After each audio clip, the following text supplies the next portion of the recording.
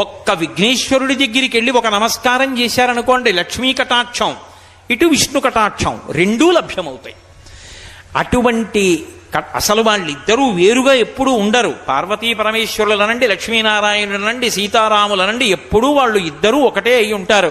అనుకల తనుకండాలింగనారంభ శుంభత్ ప్రతిదిశభుజాకా శ్రీ సఖానోకహర్ది స్తననేనగుళుచ్ఛస్పార పుష్పద్విరేఫ రచయితుమయి లక్ష్మీ కల్పవల్లీ కటాక్షాన్ అంటారు పరాశర భట్టలు శ్రీగుణరత్న కోశంలో. పెద్ద పెద్ద పువ్వులతో ఉన్నటువంటి తీగ ఒక చెట్టుని బాగా అల్లుకున్నప్పుడు ఆ పువ్వులు చెట్టు కాండమునకు ఒత్తుకుంటే ఎలా ఉంటుందో అలా లక్ష్మీదేవి చేత ఆలింగనము చేయబడినటువంటి శ్రీ మహావిష్ణువు నీలతో యత మధ్యస్థ విద్యుల్లేకే భువాస్వర, నీలం నల్లని మబ్బు మీద మెరుపుతీగ ఉంటే ఎలా ఉంటుందో అలా కలిసి ఉంటారు. పార్వతీ పరమేశ్వరులైనా అంతే. సంధ్యారంభ విజృంభితం శృతిశిరస్థానాంతరాధిష్ఠితం